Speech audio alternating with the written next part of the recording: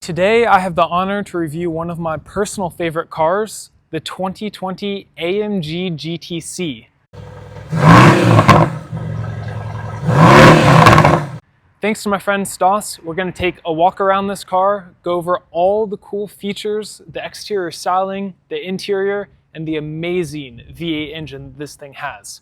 If you are in the market and you're in the Los Angeles area, this car is currently for sale. Click the link in my description to check it out. Before we get into all the cool features of this GTC, I think it's important to go over the AMG GT's history. Since the AMG GT was launched in 2015 from Mercedes-AMG, it's had several different variations. The GT, the GTS, the GTC, which is this one, the GTR, the GTR Pro, and the Black Series. Now, while there have been many variations, they've all kept a glorious twin-turbo V8. This particular car is finished in brilliant blue magno, which I think is one of Mercedes' coolest color. And I think it does this car so much justice. In 2016, AMG launched the GTR, which was the all-out track version of the AMG GT. Now, just a year later, the GTC was launched. This took all of the awesome track components, but put them in a more road-worthy vehicle that you could use more often. The GTC combines both the awesome aspects from the GTR, but the daily drivable and usability aspects of the GT. In 2017, when the AMG GTC was launched, you had several things that came directly from the GTR. First, you have this awesome looking Panamericana front grille, which really makes it more aggressive and modern. Additionally, with the GTC, you get an updated front headlight, which looks razor sharp. To follow the aggressive Panamericana grille and the updated front bumper, you have these sweet looking wheels, these little side flicks, which I think look really good. And you also have a AMG GTC and GTR specific side skirt.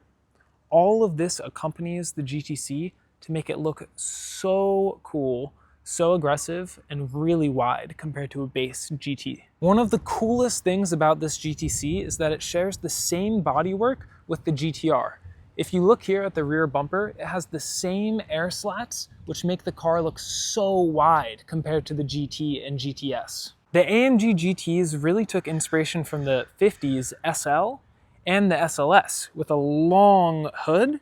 The driver and passenger sit so far back, almost over the rear wheel, and you have so much hood in front of you, which makes one of the coolest driving experiences you can have. This car has a beautiful aftermarket carbon fiber wing, which really gives this GTC the look of a GTR. The GTC also gives you these new dual exhaust pipes, which I think look so good. Taking a closer look at the AMG GTC's interior, you're greeted with luxury and everything you would expect of a car of this price point.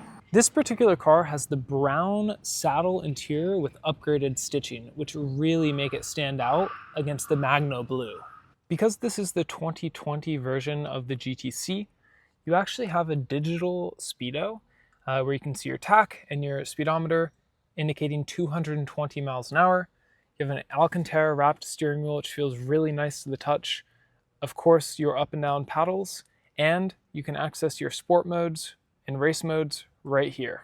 You also get nice contrasting stitch here, which I think really elevates the interior. These buttons allow you to control traction, the adjustable suspension, the rear wing, whether you'd like the exhaust on or off, and much more. Something that's really cool and kind of an Easter egg for the GTC, if you look right here, there's 4 buttons in the shape of a V8 on the center console. Compared to a lot of supercars that have a super raked and slanted windshield, the GTC actually has a windshield that's pretty straight up, so it makes it a lot easier to see things. The GTC has a really cool technology called air scarf, which actually blows warm air from the vent right here onto the back of your neck and keeps you warm on a cold day. You actually have heat seating and heat cooling.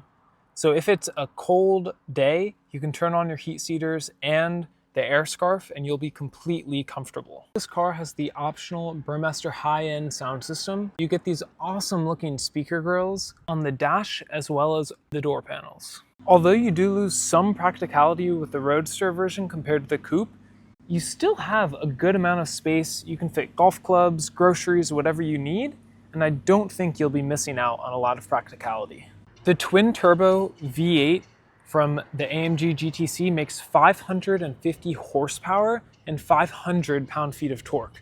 Something really cool is AMG's one-man, one-engine program, which actually shows who put the engine together.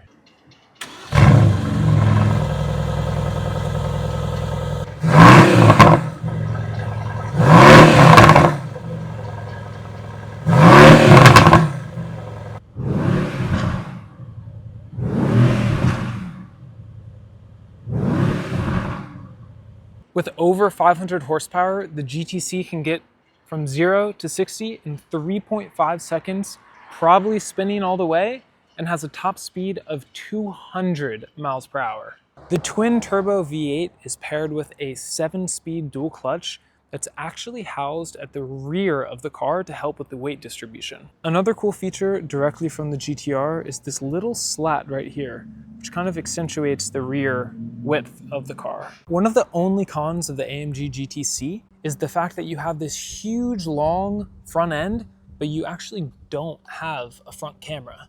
You do have some support right there to tell you if you're close to a wall, but it would be nice to have a front camera to make sure that you don't scratch this expensive lip. Now, while there's so many different options around this $100,000, $115,000 price point, when it comes down to it, a lot of the direct comparisons aren't really a direct comparison.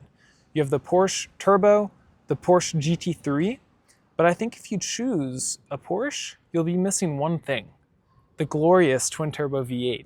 This car punches way above its weight, and I think really shakes out a lot of the competition. Thanks so much to my friend Stas for letting me review his car. Again, if you are interested in the Los Angeles area, please check out the link in my description. You'll get an amazing AMG GTC that is so clean.